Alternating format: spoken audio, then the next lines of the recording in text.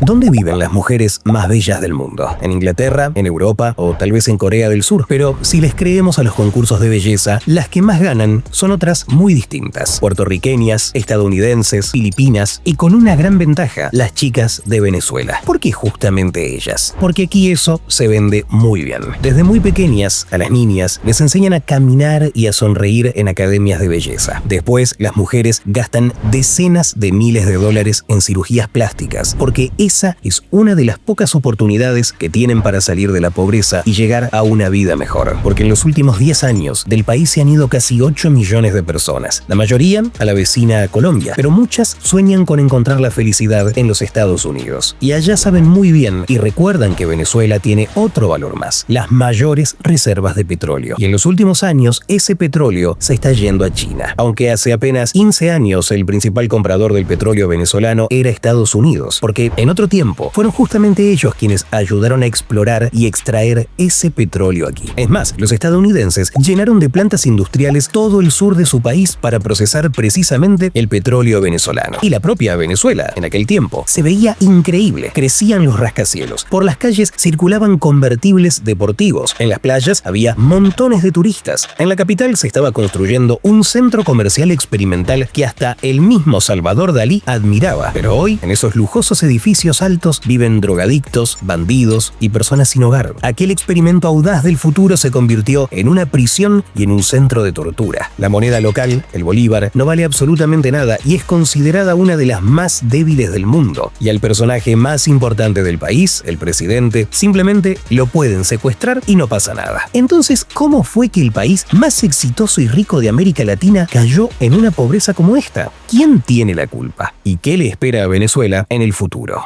Ante ustedes está un cerdo verde venezolano, y de verdad, no generado, porque así es exactamente cómo se ve el lugar donde obtuvo ese color tan inusual. Las orillas aquí son basureros interminables de plástico mezclado con combustóleo. Junto a las palmeras, sobre el agua se extiende una película de petróleo. En la misma agua florecen algas tóxicas, porque aquí descargan aguas residuales. Pero los pescadores locales, de todos modos, siguen pescando aquí porque simplemente no tienen otra comida. Los niños se deslizan por los pozos abandonados como si fueran resbaladeros. En lugar de fuentes, tienen llaves sucias de las que sale petróleo. Y toda esta pesadilla ecológica ocurre en el lago más grande de Sudamérica. Hoy se ha convertido en el inodoro petrolero de Venezuela, porque este solo lago es una gigantesca telaraña de tuberías agujereadas. En otro tiempo, los estadounidenses y los británicos sacaban de aquí 3/4 partes de todo el petróleo de Venezuela. Aquí perforaron e instalaron alrededor de 15.000 torres. Pero en realidad, ¿qué hacían Inglaterra y Estados Unidos en Venezuela? Nos vamos a los comienzos del siglo XX. Estados Unidos es el nuevo líder mundial en economía, tecnología y producción. Una prueba clara de eso es John Rockefeller, el primer multimillonario en dólares de la historia, dueño de la compañía petrolera más grande. O Henry Ford, el hombre que inventó la línea de ensamblaje, hizo que los automóviles fueran accesibles y volvió a la humanidad adicta a la gasolina. En resumen, en ese momento todo el mundo necesitaba petróleo. Lo extraían sin parar y ganaban cantidades enormes de dinero gracias a él. Pero claro, había un problema. El petróleo podía acabarse. En 1920, la revista National Geographic publicó un artículo alarmante en el que el director del Servicio Geológico de Estados Unidos se hacía una pregunta inquietante. ¿De dónde van a sacar petróleo nuestros hijos? El pronóstico oficial. A Estados Unidos, sus propias reservas de combustible le alcanzarán apenas para 9 años. Y después, a la economía estadounidense le espera o el colapso o tendrá que conseguir petróleo en el extranjero. Pero ¿qué opciones había? La más obvia y cercana era México, donde en ese tiempo los estadounidenses extraían petróleo a toda máquina. Pero para 1917 allí termina la revolución y las nuevas autoridades mexicanas expulsan a los extranjeros con un argumento totalmente justo. Nuestro petróleo sigue siendo nuestro. Irán, ahí ya mandaban los británicos. Irak y Siria se los repartían entre Londres y París. El Cáucaso ruso pasa por completo al poder de los comunistas. Sumatra, la actual Indonesia, ahí ya estaban instalados los neerlandeses y Shell. ¿Qué hacer entonces? Ir más lejos. Y ahí, cruzando el Golfo de México y el Mar Caribe, está un país grande y rico, Venezuela. Aunque en ese momento no era rica por el petróleo, sino por el cacao, el café y el azúcar. Pero en 1922, durante 9 días enteros, estalla un chorro incontrolable de petróleo de la altura de un edificio de 50 metros. Ríos de oro negro, unos 100.000 barriles al día corren hacia hacia ese mismo lago de Maracaibo. ¿Quién celebra el éxito? No son los estadounidenses, otra vez son los británicos, o más exactamente, su legendario geólogo George Reynolds, el mismo que alguna vez encontró petróleo en Irán.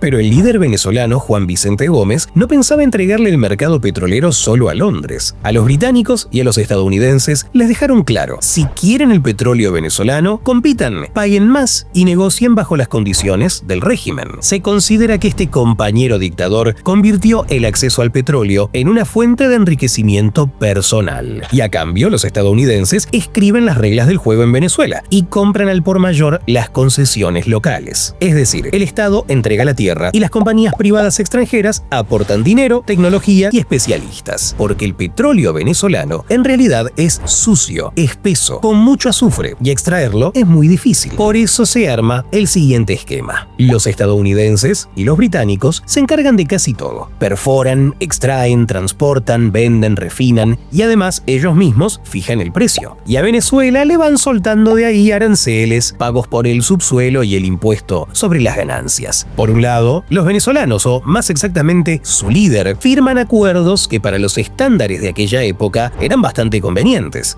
Porque aparte de el azúcar, el café y el cacao, el país en ese entonces, en esencia, no tiene nada más. Pero pasan apenas unas cuantas décadas y Venezuela ya sube al segundo lugar del mundo en extracción de petróleo, sin deudas. Para 1950, Venezuela ya ocupa oficialmente el cuarto lugar del mundo en riqueza. Los mejores arquitectos construyen aquí los proyectos más modernos. Por las carreteras corren autos caros. En las tiendas está repleto de productos estadounidenses. En las calles hay vallas publicitarias al estilo americano. Los hombres juegan al béisbol, a las mujeres en la casa las ayuda el milagro de la tecnología doméstica, las lavadoras, y en Caracas incluso hay una propia estatua de la libertad. Pero este acuerdo también tenía su otro lado. En medio siglo de una alianza así, las corporaciones petroleras extranjeras ganarán con el petróleo venezolano unos 200.000 millones de dólares, mientras que la propia Venezuela recibirá apenas 45. Naturalmente, las autoridades locales entienden que los negociantes extranjeros se están llevando demasiado y una y otra vez intentan revisar las condiciones. Por ejemplo, en la historia de Venezuela está el presidente Rómulo Gallegos, que se mantendrá en el poder apenas 9 meses, nada más. En el pasado fue escritor y periodista. Cuando lo eligen en las primeras elecciones verdaderamente democráticas, intenta cambiar las reglas del juego y asegurar para Venezuela al menos el principio de 50 y 50 con las petroleras extranjeras. Como presidente de una Venezuela independiente, impulsa una reforma y firma ese decreto, pero apenas 12 días después los militares lo derrocan y el líder elegido legalmente acusa de ese golpe no solo a ellos, sino también al capital extranjero y además al agregado militar de un país muy conocido, que en el momento del motín se encontraba justamente en los cuarteles del ejército venezolano. En resumen, ese golpe tenía un fuerte olor a petróleo, porque en ese momento todo lo controlaban las 7 hermanas, las compañías petroleras más grandes, surgidas de Standard Oil. Dentro de Estados Unidos, ese monopolio fue dividido a propósito para que no terminara aplastando al propio Estado. Pero en el resto del mundo, ellas prácticamente controlaban por completo la industria petrolera. Hablamos del 95% de la extracción,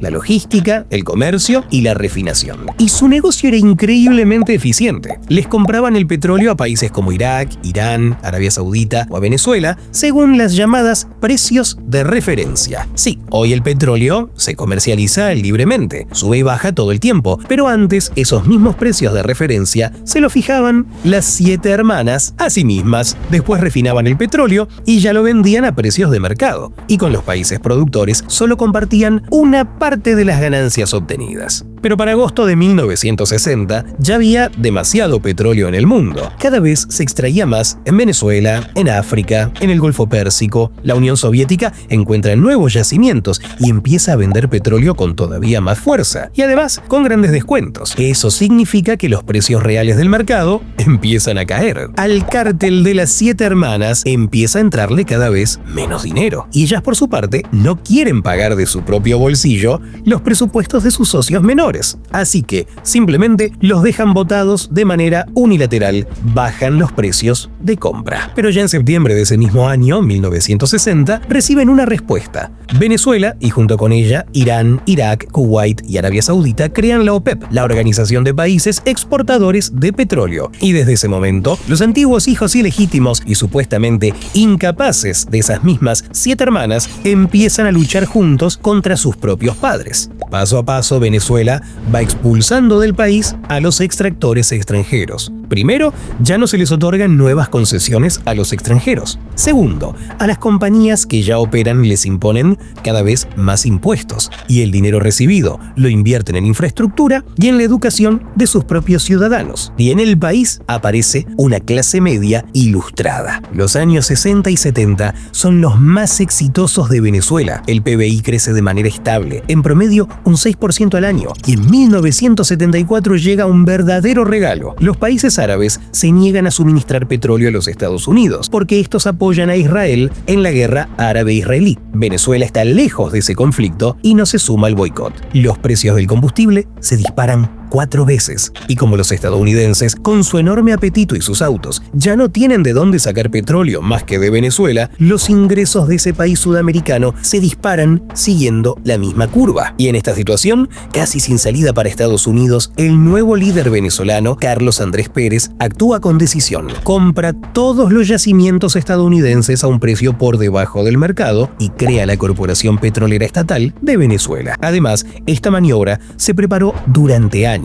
¿Recuerdan la historia de las inversiones en educación? Bueno, el 95% de los empleados del nuevo gigante petrolero, incluidos los directivos, ya son cuadros venezolanos propios. Y es precisamente sobre ese capital humano y sobre los ingresos petroleros que el presidente promete construir la Gran Venezuela. El gobierno sube los salarios, construye nuevas plantas gigantescas, les perdona deudas a los empresarios, sobre todo a los que no discuten con el poder. Es decir, en la práctica simplemente empieza a gastar enormes cantidades de dinero sin pensar, pero al mismo tiempo, el 80% de los productos, el país no los produce por sí mismo, sino que los compra en el extranjero. ¿Hace falta cemento para las construcciones? Lo traen en barcos extranjeros. Y cuando los puertos no dan abasto, el cemento se endurece directamente en sus bodegas. Hay que impulsar la agricultura. Perfecto. Traen vacas de raza en aviones desde Europa y Estados Unidos. Solo que en el clima cálido y húmedo del sur, esos animales muchas veces simplemente se mueren. Y en cuanto en los años 80 los precios del petróleo empiecen a bajar,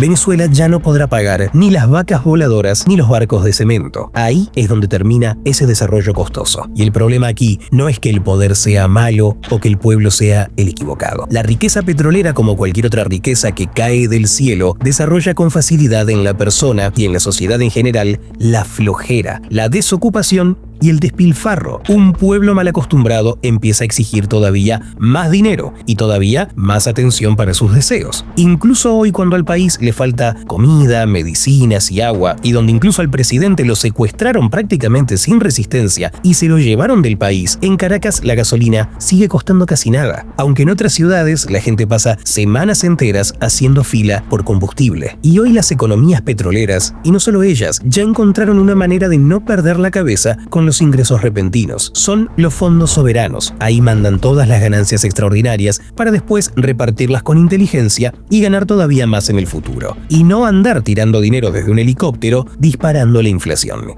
Venezuela está atrapada en esa trampa desde los años 80. Y en términos generales, allá a todos les interesa solo una cosa: quién y cómo va a repartir el dinero del petróleo. Y por ejemplo, en los países poco poblados del Golfo Pérsico, eso no es un problema tan grande. La mayoría de sus habitantes son trabajadores migrantes sin derechos que no aspiran a nada. Por eso, las élites, que son pocas, se ponen de acuerdo sobre cómo repartirse todo entre ellas. Pero para comparar, están los mismos Irak o Siria, también petroleros. Ahí hay una mezcla histórica tan enredada que ni siquiera las fuerzas externas logran poner orden. Les cuento un detalle curioso. En el Irak actual, ya ni de cerca se ve a las corporaciones petroleras estadounidenses. Exxon vende su parte a los chinos y los demás trabajan trabajan bajo un principio muy simple. Nos pagaron, perforamos y ya. Porque en Irak nadie puede garantizar estabilidad. En Rusia la situación es distinta. Viven 140 millones de personas y no alcanza con petróleo y gas para alimentar a todo el mundo. Pero a lo largo de su historia el país, de una u otra forma, sí consiguió otras fuentes de ingresos. Aunque apenas bajan los ingresos del petróleo y el gas, los impuestos para los ciudadanos comunes enseguida suben. Pero en Venezuela, primero, nunca lograron encontrarle un reemplazo al petróleo. Y segundo, la población creció demasiado rápido. De 5 millones en los años 50 se triplicó para los 80. Y hoy ya son 28 millones de habitantes, sin contar a los que se fueron. Y a toda esa gente, de alguna manera, hay que organizarla y darle de comer. Si no, pasa lo que pasó en 1989. La capital, Caracas, una de las protestas más duras de la historia de Venezuela. La gente sale contra las reformas porque las autoridades ya no tienen dinero. Los precios suben, los subsidios se recortan. En fin, lo mismo de siempre. Y esos mismos hechos provocan un nuevo golpe de Estado que intenta organizar un joven militar. Al principio por eso lo meten a la cárcel. Y un poco después el mundo entero ya sabrá quién es. Es Hugo Chávez, revolucionario, presidente, amigo de Fidel Castro y fan de Gaddafi. Precisamente él será quien empuja a Venezuela lo más lejos posible de los Estados Unidos hasta llevarla al estado en el que se encuentra hoy en día. ¿De dónde sale tanto rechazo? El pequeño Hugo es hijo de maestros de escuela. En su infancia sueña con convertirse en una estrella del béisbol. Incluso entra a la academia militar porque ahí estaba el mejor entrenador de béisbol. Además, Chávez tiene dos mejores amigos, Vladimir y Federico. En fin, el padre de estos amigos, por cierto, un conocido historiador local, engancha a la nueva generación con historias sobre el socialismo y sobre el libertador de Sudamérica, Simón Bolívar. Y precisamente a Bolívar Chávez, ya convertido en presidente, lo va a sacar de su tumba en plena transmisión en vivo. ¿Para qué? Intenta demostrar que a Bolívar lo envenenaron sus enemigos. Y después, muchos venezolanos lo verán como una maldición. Como si, en cuanto abrieron el ataúd, hubiera empezado una cadena de desgracias. Aunque la maldición del país, por supuesto, no está en eso. Miren esta gráfica. ¿Cuánto petróleo producía Venezuela en distintos años? Como se ve, el pico de producción llega en 1970. Antes de eso hay un crecimiento largo y constante. Porque tanto los extranjeros como los propios venezolanos, a pesar de los acuerdos injustos, trabajan juntos e invierten dinero, tecnología y esfuerzo. Por ejemplo, fue justamente en esa época cuando en Venezuela construyen una de las refinerías más grandes del mundo. Y el resultado de ese trabajo profesional es un crecimiento estable, pero al mismo tiempo ya empieza a nacer la inestabilidad. ¿Se acuerdan? Venezuela deja de otorgar nuevas concesiones, los socios se pelean y para 1985 el país llega a un fondo bastante lógico. Produce 2,5 veces menos petróleo que en su punto máximo. Y el problema principal es que en ese momento los precios del petróleo están en su nivel más bajo, mientras que el gasto del Estado ya está en su punto más alto. Venezuela se endeuda y de hecho se vuelve un país en bancarrota. Para salir del problema, otro presidente más decide acercarse a Estados Unidos y pedirle dinero al Fondo Monetario Internacional. Ellos tienen una sola receta: recorten el gasto, eliminen los subsidios, congelen los salarios, suban los precios de la gasolina y de los alimentos. ¿Y qué hace un pueblo que está acostumbrado a vivir de la renta petrolera? Exacto. Sale a protestar. Y ahora un detalle psicológico importante. Ante ustedes está el llanero, el héroe nacional venezolano. Un pastor, excelente jinete, que en el siglo XIX lucha por la independencia de la patria. Respeta no tanto las leyes como la fuerza y la autoridad del caudillo, pero al mismo tiempo ayuda a los pobres y a los desamparados. En resumen, un tipo justo, algo así como el equivalente local del vaquero estadounidense. Y ahora miren a Chávez. Él encaja al 100% justo en esa imagen. Todo el tiempo subraya que es un llanero, un tipo sencillo, salido del pueblo. Y a ese mismo pueblo le promete carreteras decentes, suministro de agua, hospitales gratuitos, medicinas, alimentos accesibles, una vida justa y sin pasar hambre. Pero termina saliendo exactamente al revés, porque la única estructura que en este caos llamado Venezuela de verdad todavía se mantiene en pie y funciona es su corporación petrolera. Volvamos otra vez a la extracción. A pesar de los precios bajos, las protestas y el constante desfile de presidente con sus leyes, la industria petrolera va saliendo del fondo de manera estable. Cada año produce más, compra activos de refinación en el extranjero, gana dinero. Pero para alimentar a toda esa gente que creen en pastores y quienes los manejan, ya no basta solo con el petróleo. De todos modos, hacen falta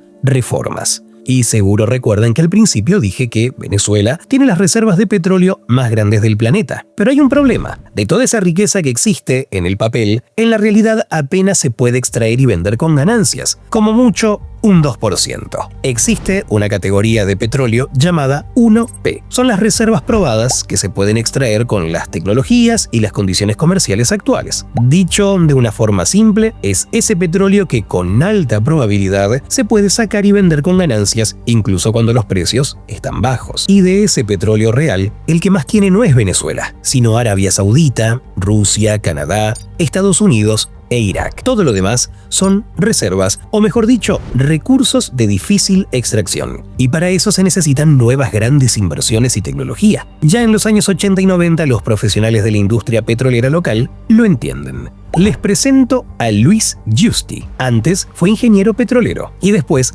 presidente de la Corporación Petrolera. Precisamente él va a crear el programa La Apertura y va a llegar a un acuerdo con otro líder venezolano. Hay que traer de vuelta al país a las grandes corporaciones occidentales. Si no, simplemente no habrá quien extraiga el petróleo extra pesado de la zona del río Orinoco. Ustedes tal vez se pregunten qué es en realidad ese petróleo extra pesado venezolano. Bueno, imaginen esto. Existe el chocolate negro, amargo, con leche, blanco. Más o menos pasa lo mismo con el petróleo, tiene muchísimos tipos. Si uno se mete a fondo, la cuenta va por cientos. Pero para simplificar, el petróleo se puede dividir en ligero y pesado. El ligero es más fácil de refinar para convertirlo en gasolina y querosén. Y el pesado es espeso, viscoso, es casi como el alquitrán. Y a veces ni siquiera fluye. Ese sirve bien para producir combustóleo para barcos y asfalto para carreteras. Aunque en la práctica las refinerías muchas veces simplemente mezclan el petróleo en las proporciones necesarias. Alrededor del 80% del petróleo en Estados Unidos es ligero, pero las gigantescas refinerías del sur del país fueron construidas justamente para procesar petróleo pesado. Primero porque es más barato. Segundo porque esas refinerías, como enormes estómagos de acero, saben digerir esa masa viscosa y convertirla en combustible limpio. Y tradicionalmente reciben esa materia prima desde Venezuela. Por eso los estadounidenses para nada se oponen a volver allá.